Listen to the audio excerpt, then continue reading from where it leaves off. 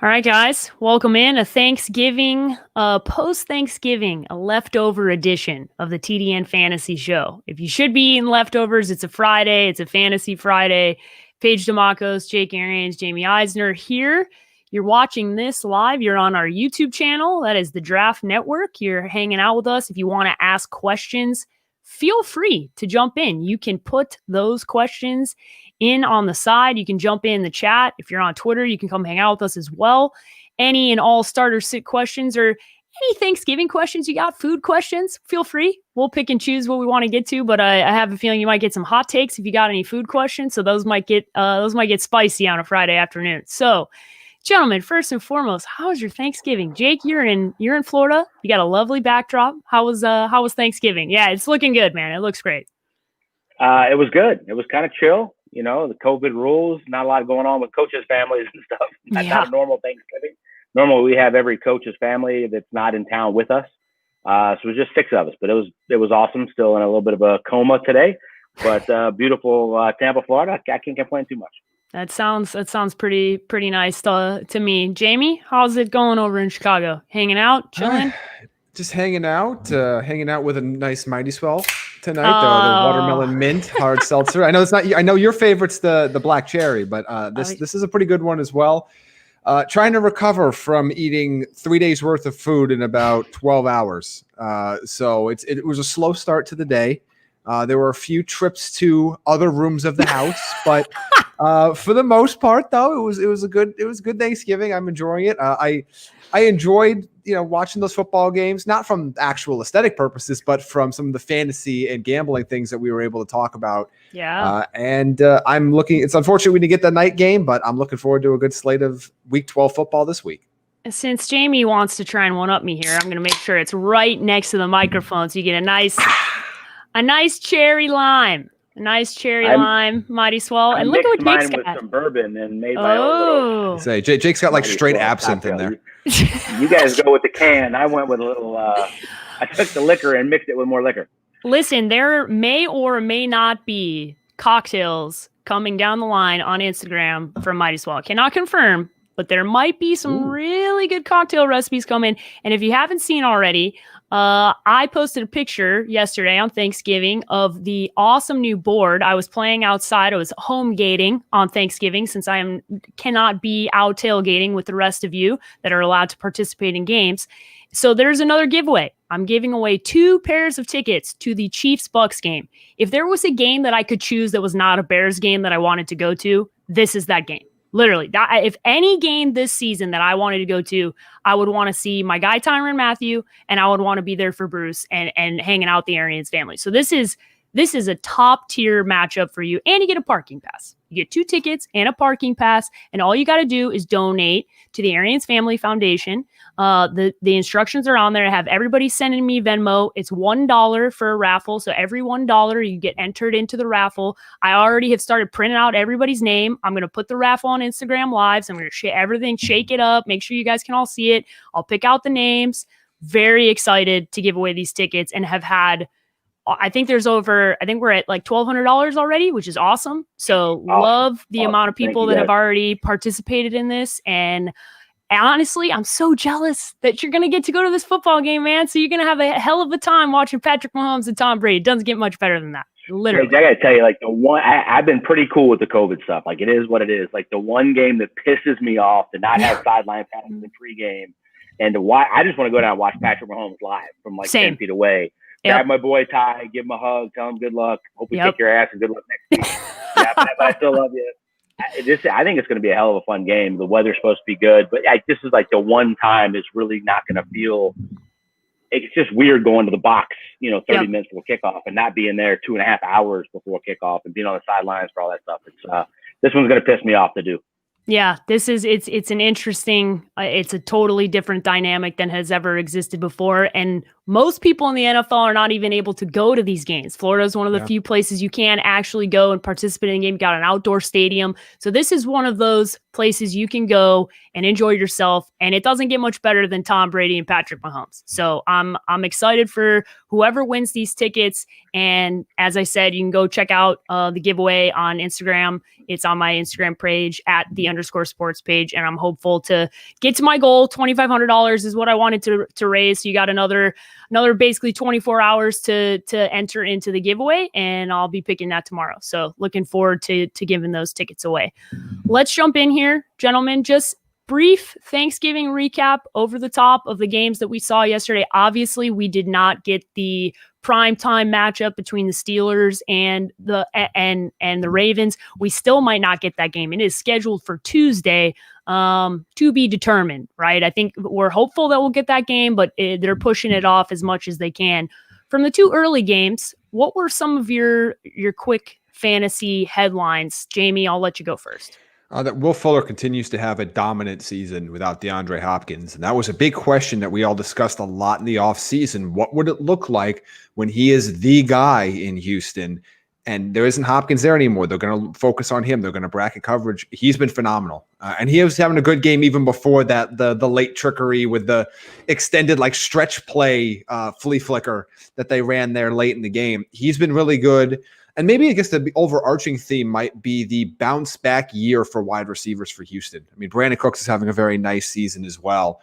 Fuller's going to get paid. He's a pending free agent. We'll see if he's back in Houston or if he goes somewhere else. He does have an injury history. It hasn't been as big of an issue for him this year, but it still exists. So, but to me, that was the biggest takeaway from the early game. And then the late game is pretty simple. It's Antonio Gibson. Yeah, he's really coming on as a runner, which, again, if he has more, this was a fun fact from Kyle Krabs' article at thedraftnetwork.com. He had more carries in the last 5 days than he did in his entire college career. I mean, it is. He looks damn good doing it. And looks great. Sure And the offensive line of Washington's playing at a high level. They took a chance on him. They took a chance on the skills. They took a chance on that translating to the running back position. But despite him not playing there in Memphis, and it is working out swimmingly, he's getting better every single week. He's going to be a true player for them.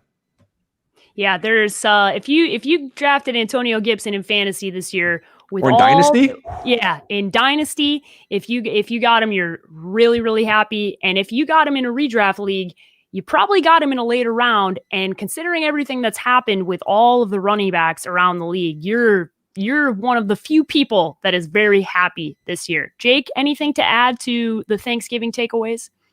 From a fantasy point of view, there was a TDN premium trade that I'm getting kicked in the freaking teeth for. My opponent this week traded for Deshaun Watson, Antonio Gibson, and then played Washington's defense.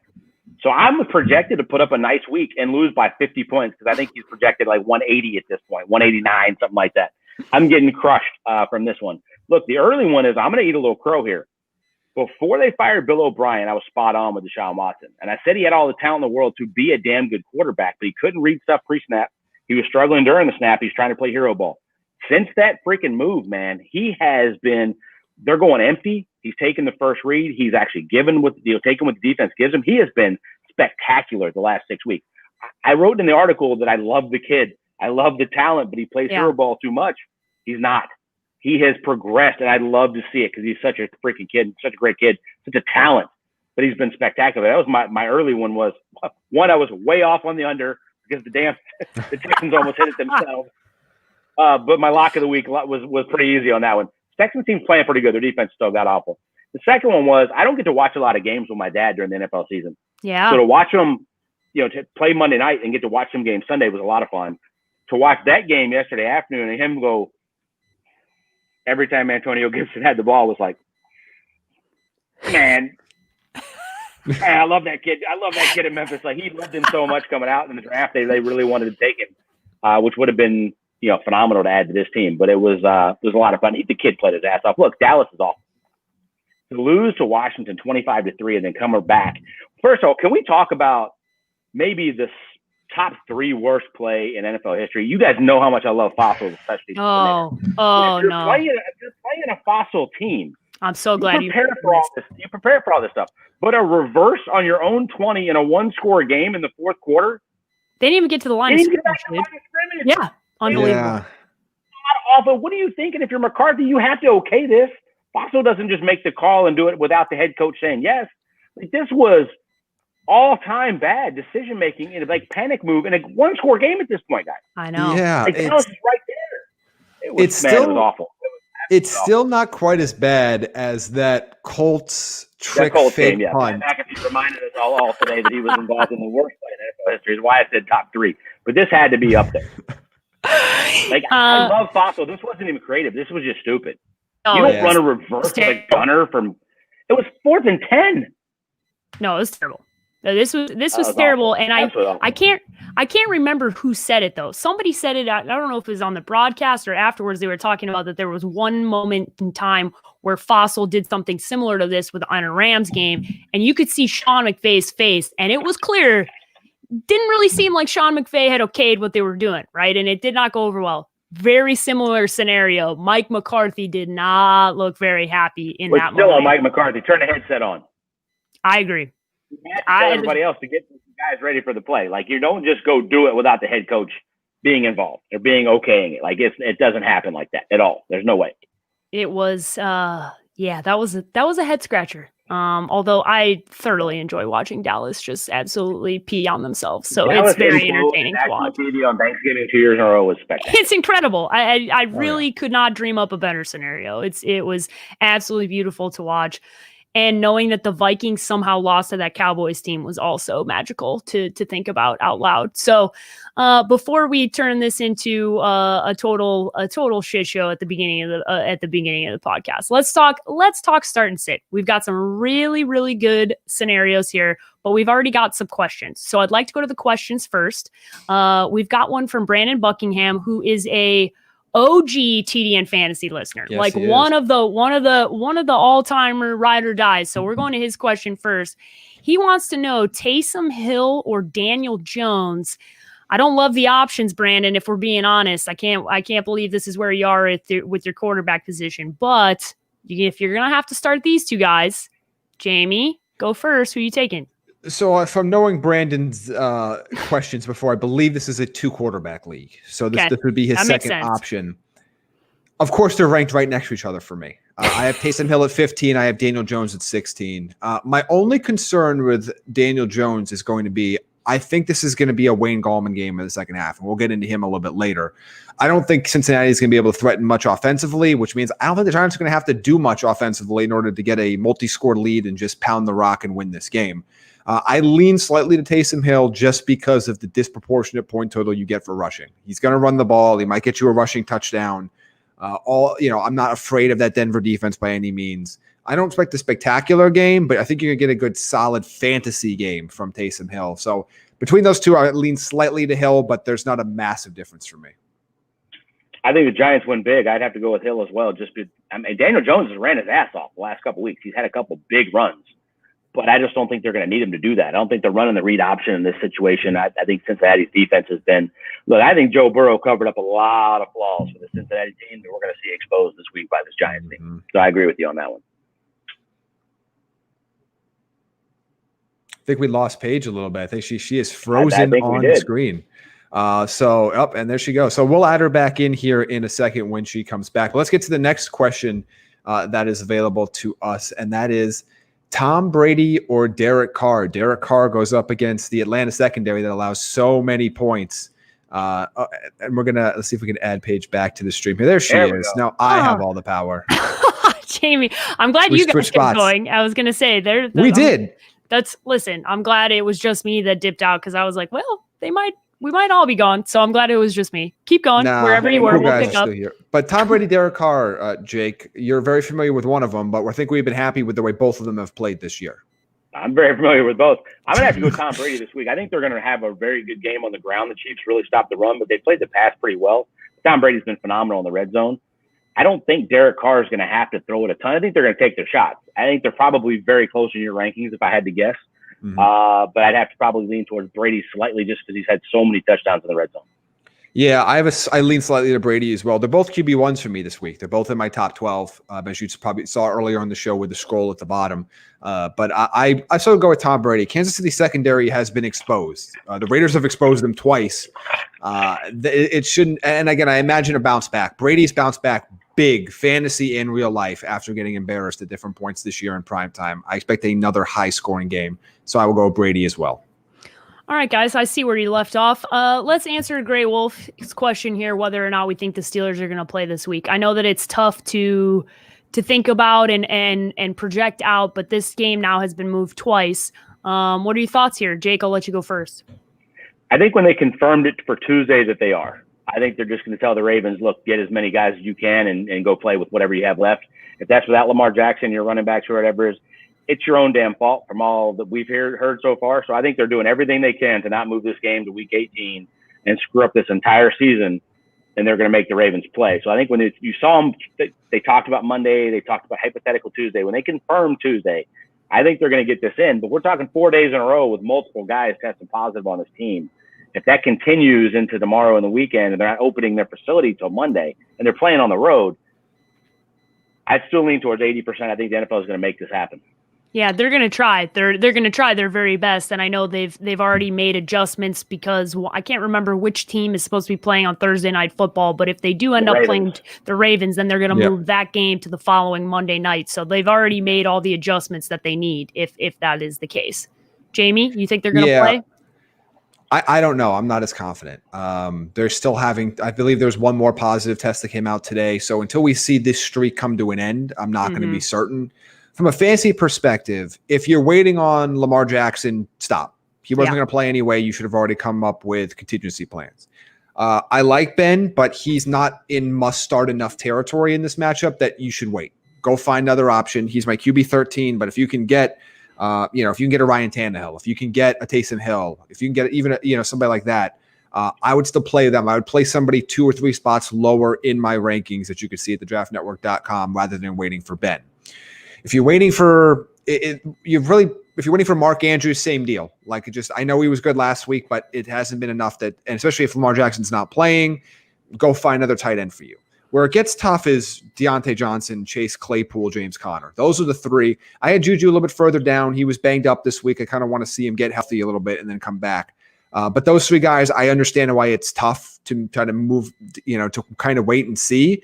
But you're running a major risk here. I mean, you don't have a lot of great options. Like you would be going to the waiver wire for probably, if we find out about this on Monday, you're talking about like David Moore. Yeah. Maybe you're talking like Alshon Jeffrey. Yeah. These options are you are screwed if you don't play, these guys don't end up playing a game. Like you don't have another option. Hopefully your league has contingency plans where maybe you can play somebody now, but if that game gets played, you get those players points.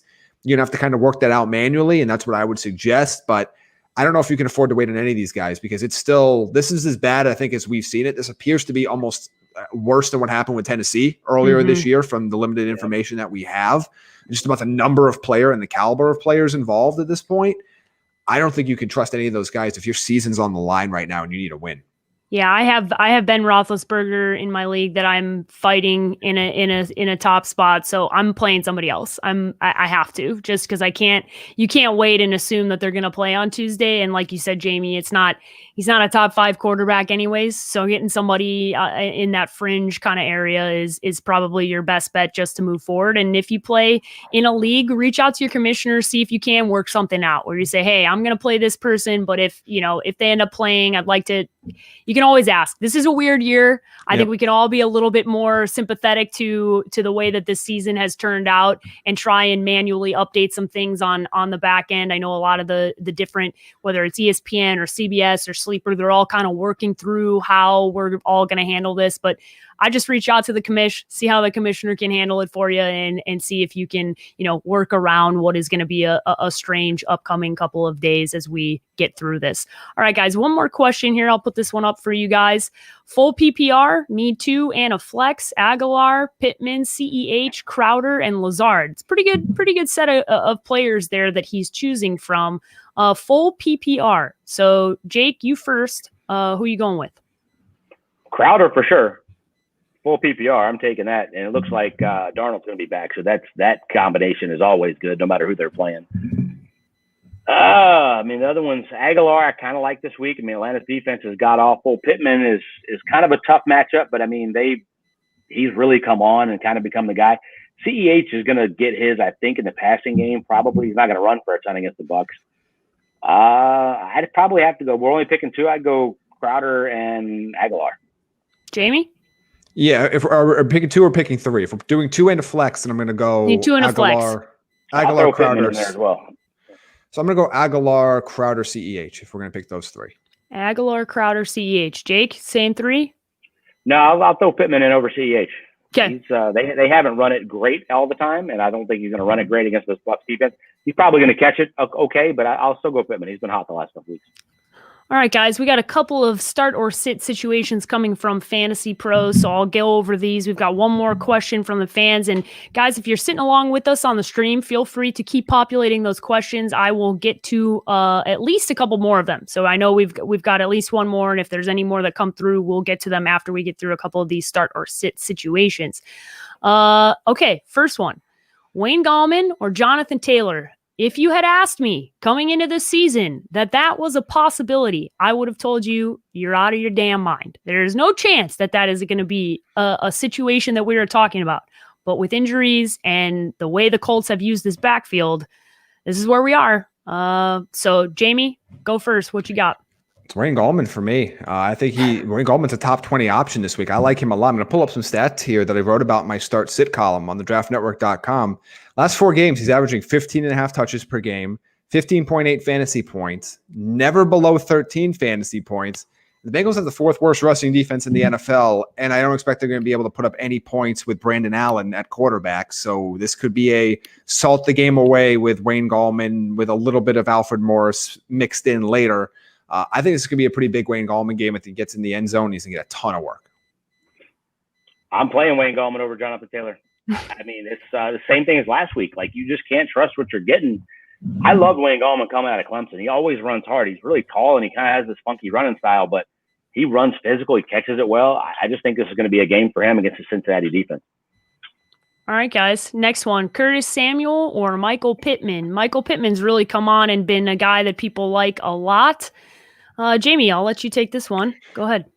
Curtis Samuel is a top 10 wide receiver over the last 5 weeks. What is it, since their bye week? Yeah, top 10 wide receiver. Wide receiver number 10 overall in average fantasy points per game, averaging 18.2 points in that span. Teddy Bridgewater is going to be back and starting this week. I'm going to go with Curtis Samuel here. They're both strong plays, but I think Michael Pittman's more in that flex consideration. I have Curtis Samuel ranked as a wide receiver 2 this week. Yeah, it's Curtis Samuel for me too. They move him all over the place. But look, he put up 20.7 points last week with a backup quarterback who looked awful when he's played this year. Threw it around pretty well, but like they went to him regardless. They handed to him. They move him all over the place. I think it's Curtis Samuel. I think he has great matchups from here on out. And we talked about it a few weeks ago. This is a guy that could win your league. All right, guys. Quarterback time. Let's talk about it. Baker Mayfield or Daniel Jones? We're in that situation. I know there's a lot of people. This is actually 2 of the guys that I was choosing between to pick up to play instead of Big Ben. So I'm very curious to hear what you guys have to say. Jake, I'll let you take this one first. I'm going Danny Dimes. I mean, they both have great matchups. Both defenses they're playing suck. The Browns have proven they're going to run it, and run it some more, and then roll Baker out 1 out of every 10 times to throw a pass. Danny Dimes is going to, if you put them together, Danny Dimes runs it better than Baker does. I think he can get you some yards on the ground if he has to. I think both of them have great running games behind them this week, and I think you're probably cutting hairs on not great weeks. But I'm going to have to go Danny Dimes. I just think he has the potential to put up more than Baker does. Yeah, I'm going to go with Daniel Jones as well. These are 2 eerily similar situations. Teams that are going to be able to run the football very effectively on the road against backup quarterbacks are not going to be able to move the ball. So I'm going to trust the guy that's been a better fantasy player this year for the most part. I know Baker had that 5-touchdown game, but aside from that, Daniel Jones has been a better fantasy player for about a season and a half now. So I'm going to lean to Daniel Jones in this game because, again, what is Mike Glennon going to do? Like they're going to run this football like crazy in this game with Hunt and Chubb. Like, come on.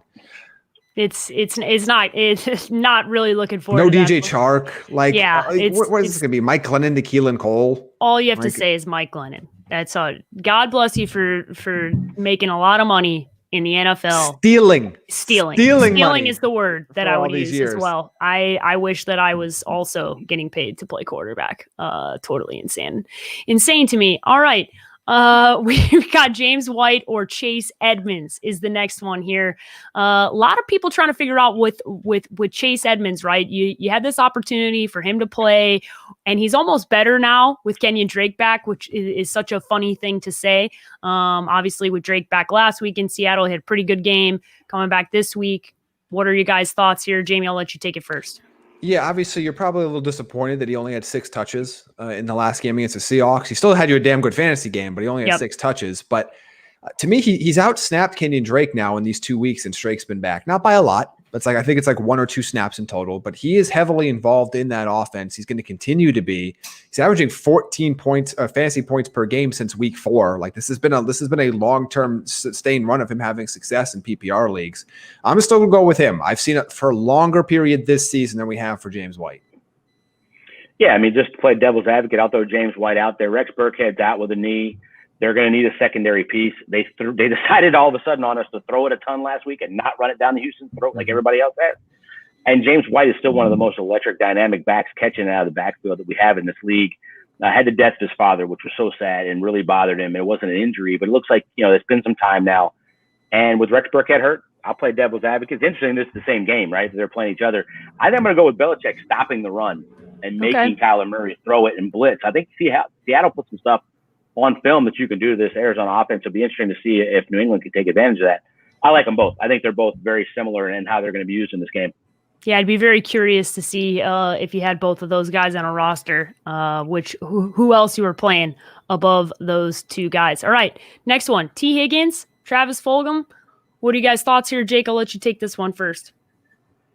I'm going to go Fulgham because I don't have any faith at all in what's going on with the Higgins. Kid's been phenomenal, but Joey B being out. And look, Fulgham's had 2 bad back-to-back games, like 1.8 points kind of games. But he's playing safe defense. It was better last week, but I have no faith in what I saw then. I think they're going to have to throw it to town. I think they're 5-point dogs in this game. Mm-hmm. The problem is Alshon Jeffrey came back. Rager came back. They got some guys back, and they went away from the guy that really became a star for them in the absence of those guys. I'm going to have to go Fulgham, and I think it damn sure should be from a football point of view, not just a fantasy point of view. The guy they lean on is that big body, big catch radius, who was really turned into a damn good player in Fulgham. I'd have to go that way. Yeah, these guys are so close for me in my rankings, and neither one of them are in my top 40. I mean, I was going to say. At the point as we've dropped these guys. Part of me, I'm going to lean Higgins just a little bit here. Everything Jake said makes 100% sense. But I don't know why they're not targeting Fulgham anymore. Like, I don't know why he is not an active part of this game plan like he was a few weeks ago. Because it's not like Alshon Jeffrey's playing that many snaps, and Rieger's been fine, but it just baffles me. My only hope is that in this game, like I said, we expect the Cincinnati to get down, that they're just going to throw the ball a ton, and just over the course of volume, you can get 5 for 65 for T. Higgins, where I think Fulgham has a chance to get you 20 points, but also has a chance to get you, 2 catches for 13 yards as well. Mm-hmm. I think Higgins is kind of be that safer option. This is kind of where I go back to, if you need a 20-plus point wide receiver, if you're in a situation like Jake, you played against Gibson and Watson, and you're like, all right, I know I'm going to be behind the sticks. I need a huge game. That's where you go Fulgham, because I don't see a path for T. Higgins to get to 20 in this game. I can see a path for him to get to 12, but not to 20. Where Fulgham can be that boom or bust option. Maybe a guy like Rashard Higgins as well in Cleveland, is that if you're going to see against that secondary, maybe he can get you 20. That's kind of where this decision has to be made. All right, guys, last one here. Evan Engram or Noah Fant, the tight end position. Jake, who are you taking here? Fant, because I think they're going to have to throw it a ton. Tight ends don't do great against the Saints, but they're not going to be able to run it. They're going to throw it. They're going to be down. I think the Giants are just going to have a great day running the ball. I think Evan Ingram's going to get his, but are we talking about a guy that's going to get 8 or 9 points from the tight end position, or a guy that can get 20 like Jamie was just talking about? Yeah. I think Fant has the most upside here, although Engram could get it early if they go play action from the 5 or something inside the red zone. This one's tough. I think Denver's going to throw it a hell of a lot more, so I'd have to probably lean towards Fant. He can be really, really explosive in the passing. Yeah, I'm going to lean toward Engram here. They're both, okay options for bottom part of the tight end spot. I don't have a strong feeling either way. This position is kind of rough, as we've known all year. That's nothing new. Again, game script's going to be the issue here. So I'm going to go the opposite way of I just did last time. I just think Evan Engram can get his early and get enough involved. And I don't know. I just don't trust Drew Lock. Even with the volume, I don't know if I could trust him to get to the ball to Noah Fant enough. T. Higgins is going to have easier throws for Brandon Allen to make to get the ball to T. Higgins. They don't use Noah Fant as a dump off guy. That's not the way he operates. Ingram's floor is higher. Fant's ceiling's higher, I think. Yes. I think Ingram's going to have 8. They hand it to him in reverses. They throw him a bubble screen. They'll throw him a regular screen. He's going to have some stuff in the game plan where Fant's going to be in a route. But if he doesn't, the game script doesn't go to him. He could be 1 for 6. For sure. It's kind of been the way it's gone. I have Evan Engram, and I wish they went to him a little bit more. I routinely am watching and going, Evan Engram, wide open, please, Daniel Jones. Okay. No, not happening. Got it. All right. Couple questions from Mixed Mamba 15 on Twitter. Let's bring this one up. I like this one. Need 2. Curtis Samuel, Mike Williams, Corey Davis. Some pretty good options to choose from here. We talked about Curtis Samuel. Who is getting left out here? Jamie, who are you leaving out? Mike Williams. Okay. Corey Davis has been I'm not running from this matchup with Indianapolis. Corey Davis has been incredibly productive over several weeks. He was perfectly fine against Indianapolis a couple weeks ago. He is the wide receiver 1 in Tennessee. Period. End of story. AJ Brown is awesome. He is he's the explosive receiver. But in the way they are being used this season, in that context, Corey Davis is clearly the number 1 wide receiver in Tennessee. He has a high floor. Mike Williams can get you that 2 for 13 game, or he can get you that 5 for 126 and 2 touchdown game. That's been his career. But I'm going to lean to Corey Davis and Curtis Samuel here. I'll go Curtis Samuel and Mike Williams. You got Tre'Davious White covering Keenan Allen, who they move all over the field. I don't think Trey White's going to follow him all day, but that opposite guy we've talked about a bunch is getting exposed. They're going to be down. They're going to have to throw it a ton. I think that's where Herbert's yards and points come from in this game. Love Corey Davis. Can't argue with what Jamie said. I'll just play devil's advocate and throw Mike. This is a tough one. Yeah. This is another do you need a high floor or do you need a guy that can get you, 25, 26? So I don't think that's really going to be Corey Davis's deal in this matchup. He's going to have 13, 12, be solid. Mike Williams can get you over 20 in this game. I think they're going to have to if they want to hang around with the Bills. All right, guys, last one here, also from Mixed Mamba. Singletary, Moss, or Hill at the running back spot. I'm assuming he means to pick one. So let's just pick one and leave the other 2 out. Jamie, who you taking here? I'm going to go Brian Hill here. I just don't have any faith that the Bills are going to run the ball enough or effectively. If I had to pick a Bill, I would take Moss. But again, at that point, you're going to be splitting. Each of them get 10 carries, 11 carries, so you need Moss to get in the end zone. Brian Hill has a role already in the offense with Todd Gurley, and I expect him to have a bigger role in this game against the team that you can absolutely run the football on, especially when they're on the road. I like Atlanta to be at least competitive in this game, and particularly offensively, because the Raiders defense has not been up to snuff all the way. So I think Brian Hill is a borderline low-end RB2 given the situation this week. So I like him a lot. I'm going to have a decision with him and a wide receiver in the TDN Premium League about whether, he's my kind of emergency right now if Julio doesn't play. That might be, as weird as that is to say out loud in the NFL season, this might be a Brian Hill or Julio Jones, either or scenario given his injury history right now. What a weird year. Trust Julio. It is a weird year. I don't trust Julio at all, as we talked about the other day. I'd have to go Hill here. I think that is by far the best workload of those guys you're talking about. The other 2 are going to split it. Carries, catches, you're 100% touchdown depending on the goal line. I'd have to go Hill. All right, guys, let's finish up here. Quick fire. We're going to go through all the Sunday slate of games with the latest lines from betonline.ag. Each guy, 30 seconds. Tell me who you're picking and why. Jake will take it first each and every time and then go to Jamie. We're going to kick things off with a good matchup between the Las Vegas Raiders and the Atlanta Falcons. The Raiders are 3-point favorites on the road. Jake, go ahead. Take it away. Give me the Raiders in a fun one, 33-27. I think they get it done. I think this is a shootout. They proved a ton to me against Kansas City last week. They beat Kansas City earlier. They went toe-to-toe. This offense has been phenomenal, but I really like the fact that they go on longer, more sustained drives than anybody in the league, keep Atlanta off the field a little bit. Try to keep that defense has been suspect a little bit fresher than Atlanta is. I think they pull up there in the end.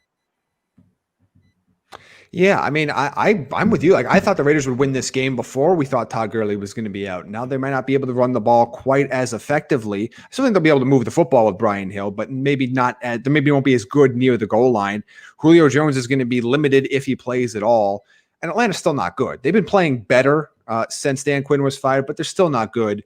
Vegas is a team that's going to be competing for a playoff spot, and they still should be plenty hungry. This is not a letdown game because you lost last week. So they should be plenty hungry to go on the road and come away with a victory.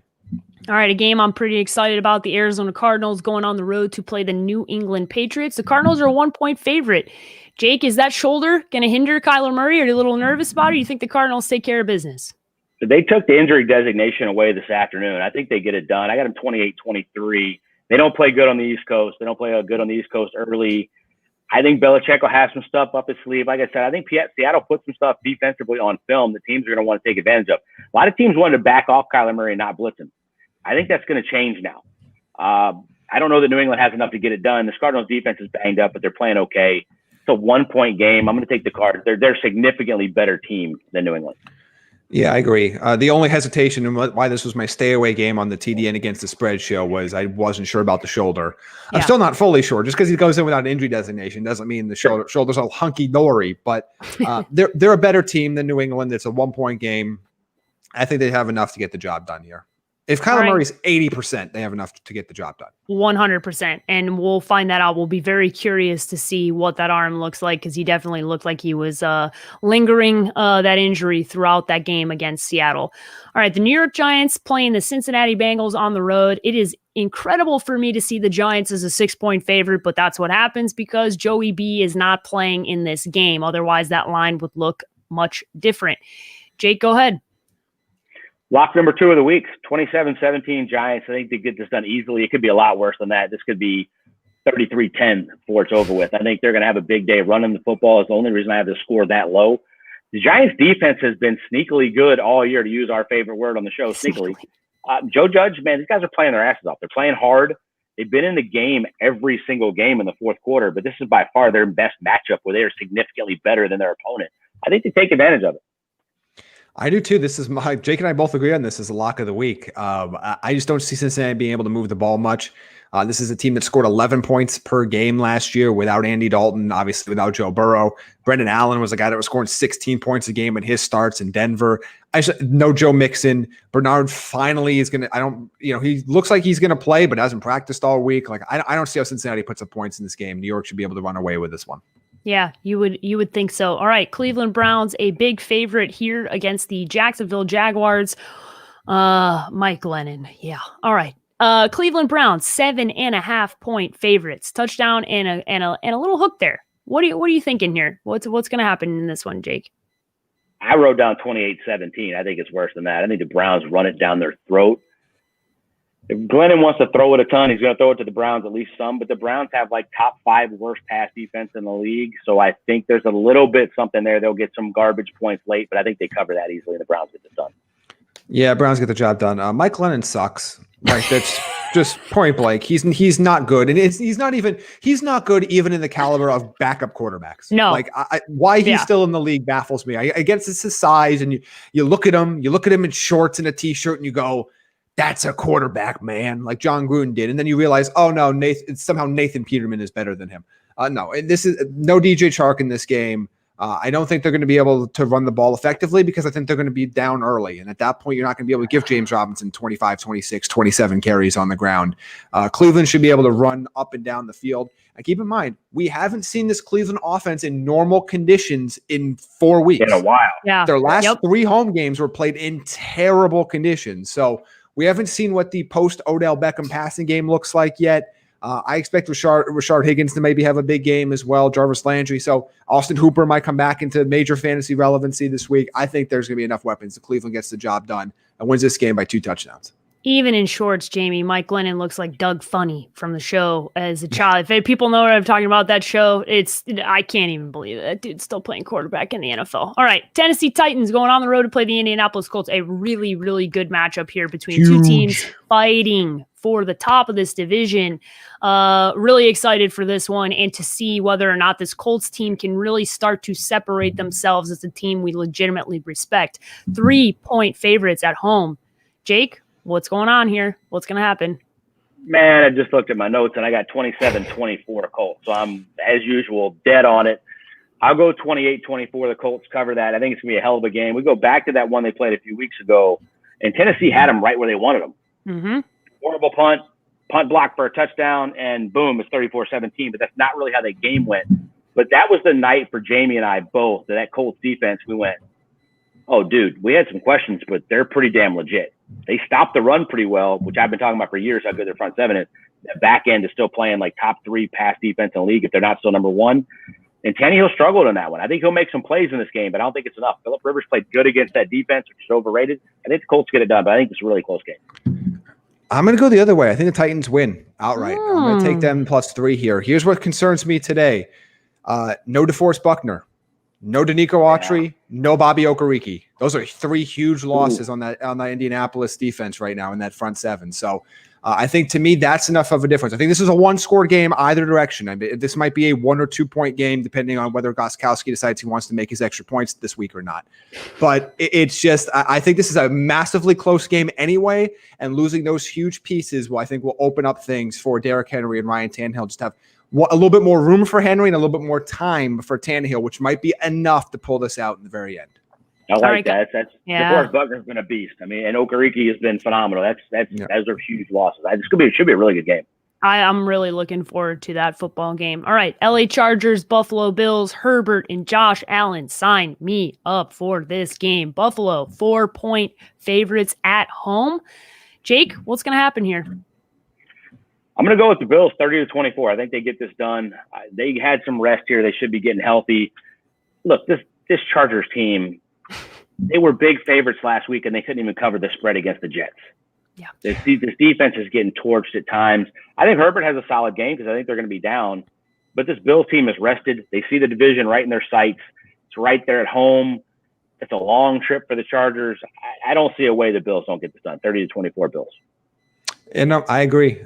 This is going to be another one. Like let's break out the paint by numbers here. What is my analysis on this game? Justin Herbert has a good game, throws 3 touchdowns. Chargers lose. Okay. Rinse, repeat. Same shit, different day. Earlier this week, when this game was 6 at BetOnline, I was willing to maybe take the points. Now that it's down to 4, there's no extra second thought for me. I'm going to take the Chargers here. I'm going to take the Bills here as well. All right, divisional matchup between the San Francisco 49ers and the LA Rams. The Rams obviously coming off a big win on the road against the Bucs. They're a touchdown and a hook favorite here. 7.5-point favorites at home against the San Francisco 49ers. Jake, go ahead. Give me the Rams 28-20. I think they get it done. I was pretty damn impressed. Look, I mean, the Bucs played a C+B- game, and the Rams probably played a B+A- game, and that game was close. But if this Bucs team's firing all cylinders, they're one of the best teams in the league, and the Rams were right there. That defense is not – Aaron, by the way, Aaron Donald didn't record a statistic. Can we give my boy A.Q. Shipley, who had to retire now because of an injury, who's had a phenomenal career? Yeah, good for him. Again, I told you guys last week, we play Aaron Donald. He does nothing against us. He didn't do it. When we were in Arizona, A.Q. played his ass off. So did Jensen. But it's not just Aaron Donald and Jalen Ramsey. That damn defense, I like the way they're calling it. I like the way they blitz it. They're bringing 4 or 5 guys. Leonard Floyd's been phenomenal. And San Francisco just doesn't have anything left. I know they're getting some rest. They're going to get some guys back. It's not going to be enough. Kyle will scheme up enough to keep this fairly close, I think. But I don't think they can get any pressure on Goff, and that's really where the key is. Goff, if you leave them alone and they're getting it out under 2.5 seconds, they just have the weapons to kill you. I'm going to go the other way here. I think the Rams win. Okay. But 7.5 is too much for me for a team that's getting Deebo Samuel back, getting Raheem Mostert back, getting Richard Sherman back for this game. I think that's going to be enough for the Niners to keep this close. I don't think they're going to win. I think the Rams still have too many horses in the end, but I think this is going to end up being one of those 3 or 4 point games. So now that it's 7.5, because as you see down there, just about 30 minutes pre-show, this was 6.5. So that line continues. So that line continues to jump, and I might have at 6.5 said, give me the Rams, but getting 7 in the hook there, I'm gonna take a chance here. I'm gonna lean to the 49ers to lose this one close. Okay. All right. Next one, Jamie, you're the only one picking. Kansas City Chiefs going on the road to play the Tampa Bay Buccaneers. Chiefs are 3-point favorites on the road. What's gonna happen in this one?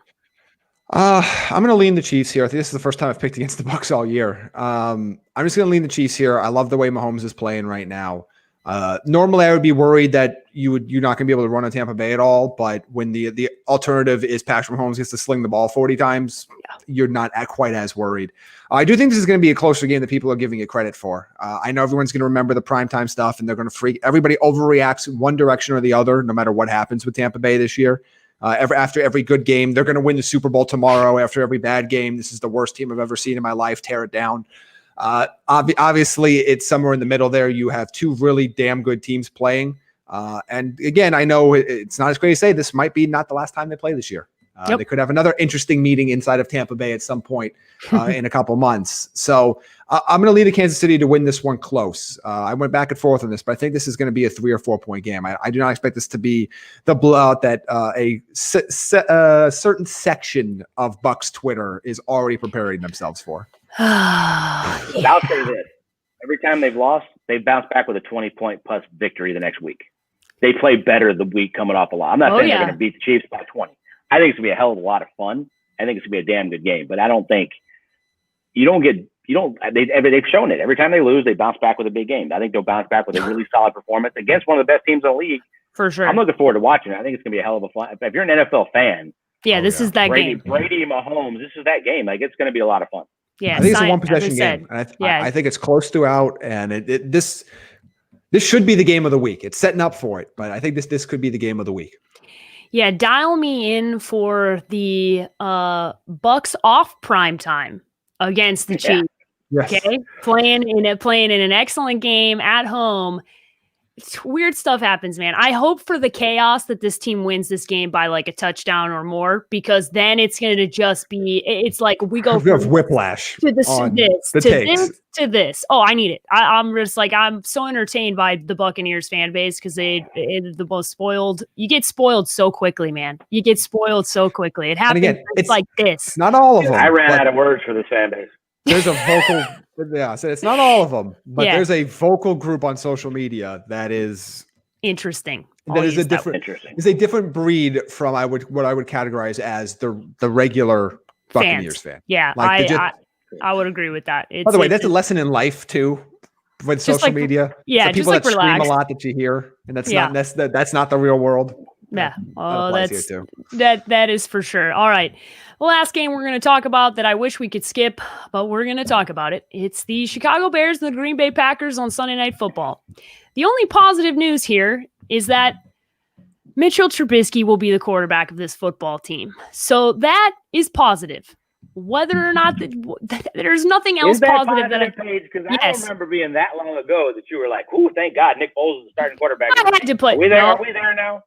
Listen. At the beginning of the year, who did I want to start as quarterback? You wanted Mitch. That's exactly right. I've always been Team Mitch. That's all I want. I've wanted if this organization By the way, wants to fight about it. Statistics with Mitch in a 3-game stretch, 2.5 game stretch, compared to what Foles has done, significantly different. And I think when you're picking this game, you have to factor in they were better with Mitch. Well, of course, coming back. You can run it on the Packers. All that being said, I got the Packers covering this 27-16. I know it's -9. I think that their defense is fun. I think that I have zero faith in anything going on out there. Absolutely. Chicago, and as good as that defense is, as much I love Chuck, as good as that defense is playing, they're going to be out there a ton, man. Aaron Rodgers to put up 24 to 27, where they're averaging 12 points a game. I don't know. It's a big number. I don't like it. Sure. Especially in this rivalry. I really want to say, okay, no, I just have no faith in them. Yeah, I get it. So I'll do you a favor, Paige. I'm going to pick the Packers -9 just because we know what happens on prime time. Thank you. Although I went 2-0 on Thanksgiving, but neither of those were primetime Thanksgiving. I guess this is a very specific issue that I have. It's very specific. Technically, it's Thanksgiving, Jamie, so nobody's working. They were both in primetime. Then I went 2-0, so maybe I broke the streak. I don't know. I have to figure out. No. The streak is not broken. The streak is not broken. Let's keep on going. Maybe I just can't pick games that start after like 7 p.m. Eastern. Maybe that's. I think that's what it is. Yeah. Oh yeah. But listen, nothing tells me in my head or my heart or my gut to say I'm going to say that out loud. I just don't trust their offense. I know it's not a bold take. I understand that. But it's just thing. I like Trubisky playing over Foles. I've liked that all along. I wrote an article. I don't trust that he's that healthy. I think it's like the lesser of two evils of who's the healthiest to go play quarterback, because they sure as hell are going with the other option. No, they can't at this point. It's there will be approximately 10 Mighty Swells. 14. I'm going 14 on that. Listen, we're both right. So there might be 14 Mighty Swells going down to the debacle household. Yeah, it's not going to be pretty. Will there be more Mighty Swells or offensive points for the Bears in this game? That's the over-under of the week. This is phenomenal. That is that's our TDN prop bet right now. That's the TDN prop Mighty Swells versus offensive points. Count me in for Mighty Swells over points. And they're playing the Packers defense. Like, they should put up at least 13. They should. They should. Oh, that all being said, yeah, I think these guys could get to 4 field goals in this game if they could really try hard and put their mind to it. Listen, nothing will make me happier than watching Mitch have success, or just to really put it in Nagy's face, because I know he doesn't want it. He just wants Nick Foles to be his guy so bad, and I want it to be Mitch. So we'll see. We'll see what happens. Look, man, Mitch is playing to remind those people that liked him coming out of college that he can still play, because he's playing for somebody else next year. Of course he is. Mitch is reminding teams that are QB needy. Prime time goes, that's what I saw at Carolina that I liked. Maybe we bring him in for a minimum and let him compete for a backup spot, because that's pretty much what he's looking at in the rebuild. I'm already prepared. I've already told you guys he's gonna go play somewhere and be really good, and I'm gonna have to watch it. And Kurt Warner, he's gonna go compete for a backup spot, win it. Somebody's gonna get hurt, and Trubisky's gonna light somebody's ass up next year. Yep. It's mentally prepared. Yeah, I'm not going on take with that. I'm just saying that's what Paige is thinking right now. That's exactly right. This is how this goes. If you know anything about being a Bears fan, this is exactly how this scenario will play out. All right, guys, final thoughts. We got to give a shout out to our people over at Manscaped. So, Jamie, I need you to tell everybody about what they have going on right now for the holiday season, because there's plenty of things that but we've made that switch. It's Black Friday. Okay. We've made the switch. People need to start thinking about, buying their gifts, participating in this. As Kyle Krabs has said, treat yourselves, kings. You can buy your own gifts. You don't have to have anybody else buying you gifts. You can also buy a gift for yourself, put it in your stocking, and just be like, hey, I took care of myself. So go ahead, Jamie. Tell us about Manscaped. Oh, it's Manscaped. It's the Perfect Package 3.0. They've redesigned the electric. Well, that was an interesting little sound effect that we had there in the background. It reminded me of a bathroom. I said that reminded me of a bathroom, which is a great spot to use the Lawnmower 3.0. It comes with a brand new Perfect Package 3.0, which makes for the perfect gift this holiday season. As Jake likes to say, get a package for your package included in it. And you saw this on the last live show we did a couple weeks ago. You get a pair of boxers that comes with it. You get the Crop Reviver and the Crop Preserver to keep your balls from sweating, smelling, sticking, bat wigging, as we talked about on this show before. We talked about how our intern Hank always has those smelly balls that Linda C writes into the show to tell us about. Now you have the Crop Preserver. Again, you put deodorant on the smelliest part of your body. Why not on your balls? So you can save 20% and get free shipping this holiday season on that nice, and as you saw, the whole perfect package. You get the Lawnmower 3.0, the Crop Reviver, the Crop Preserver, the pair of boxers, all the equipment that you need with it. It's really, really high tech. If you haven't seen our show where we kind of did an unboxing of this a couple weeks ago, go back and check it out. But you can save 20% and get free shipping by using the code TDN at manscaped.com. That's 20% and free shipping using the code TDN at manscaped.com. Listen, Linda C wrote into us. She told us she's really happy with Hanky Poo. She's really happy. Hammer and Hank. Hammer and Hank, baby. Hammer and Hank. She's really happy. So be sure, guys, take care of yourselves. All right. TDN, use the code 20% off and free shipping. We've reached the end of the show. Things were about to get a little weird here because it's almost approaching like TDN After Dark special. You've got Jake over there. The sun went down, and it's getting a little groovy over there. Things are about to get interesting. Jake, your final thoughts on this Friday going into the weekend? My final thoughts are I'm going to go make another drink. I got some fresh Gulf shrimp in the house that I'm about to go tear up on this Friday night, the day after Thanksgiving. No, it doesn't matter that it's the next day. Still a lot to be thankful for, guys. I mean, look, we talked about it the other day.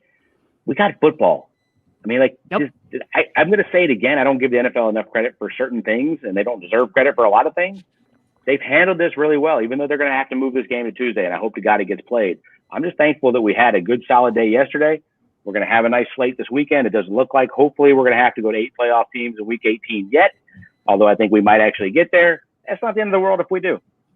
I'm just thankful that we're still rocking and rolling on this, man. College football looks like an absolute just disaster, cluster nightmare, and the NFL, they continue to get this done. Yeah, it's a kudos to the NFLPA and the players and everybody working together with the front offices and the owners. This took a long time, guys. This was a lot of conversations, many back and forths, as Lorenzo Alexander told us about. He thought he was going to be to have this nice cushy job, and then all of a sudden he's stuck with this job over this offseason, and he was like, man, there was so much to do this offseason to get us to this point. But I think you've seen the reasons that they've been able to get through this is taking that time for sure. Jamie, your final thoughts on today's pod? Couple things. If you just didn't happen a chance to see the news, we talked a lot about Todd Gurley and Brian Hill. So you obviously aware at this point that Todd Gurley's not playing. Adam Thielen is officially ruled out. He will not be playing as well. So move Justin Jefferson up your rankings, get Adam Thielen out of your lineup. And one other name to kind of keep an eye on as we go forward is that Deebo Samuel is back this week. No injury designation going into the game. I know I mentioned it a little bit in the gambling section. He's my wide receiver 30 this week, so he's going to be in flex consideration for some of you out there. So kind of get him in your lineup. And I guess my last thought would be there were a couple games that, because the lines have moved around for different reasons, that we didn't get a chance to talk about the last second. So I'm going to take the Panthers to cover 3.5 points in their game. They're plus 3.5 last time I saw them at Bet Online. And I'm going to take the Dolphins to cover the 6.5 point spread against the Jets. So those are the two games we didn't have a chance to talk about. They're not on the board right now, but that's where they were before they got taken down. Yep, not on the board as of right now. So hopefully they stay the same. And Saints -6. Sorry, those are the three games not on the board right now, but those will be the picks. And I love the Saints one. If you watched our TDN Against the Spread show, if you haven't, go back and watch, or go to the at TDN Fantasy on Twitter to see the certain clips, because there's some money to be made this weekend. We made some already on Thanksgiving. It was a very thankful Thanksgiving for those of you that followed the Antonio Gibson prop or the Houston team total over 27 bet that we talked about on the show. So we're off to a good start so far this week. Yep, off to a good start. Lots to be thankful for. Thankful to watch football, even when it pains me. And it literally pains me all the time. Started off with the Nebraska loss to Iowa and will be capped off with a loss by the Bears to Green Bay Packers. Doesn't matter. I still get to watch football, and I'm still thankful for it. And I'm especially thankful for every single person that has already donated to the raffle that we're doing for the tickets. I'm so hyped up about that. It's been amazing for how many people have already participated in this. If you haven't done it and you're a Florida resident, you're somebody that lives close enough, you want to drive, you want to get out there, you're a Chiefs fan that lives in Florida and you want to go to the football game, this is your opportunity. $1, no limit on entries. So there's been a couple of people that give me $100. That's 100 raffle tickets. Fan, it's a minimum $500. Okay, Jake put in new rules. $500 minimum. Maybe hit up some of the Chiefs players to try and donate on your behalf to be able to come to these to that football game. But really appreciative of everybody that's already donated, and we'll be doing that giveaway tomorrow. So be sure you got about 24 hours to donate still, and then I'll be doing that raffle on Instagram Live. So thankful for everybody that's already participated in that. Jake, how can everybody follow you on social media? Arians NFL on Instagram and Jake B. Arians on Twitter. Jamie? You can follow me at Jamie Eisner on Twitter. And you guys can follow me at _sports page with an I on both Twitter and Instagram. You can follow the show at TDN Fantasy on both Twitter and Instagram as well. Be sure to check out the rankings, the articles, and everything leading up to the Sunday slate of games at thedraftnetwork.com. Have a nice weekend.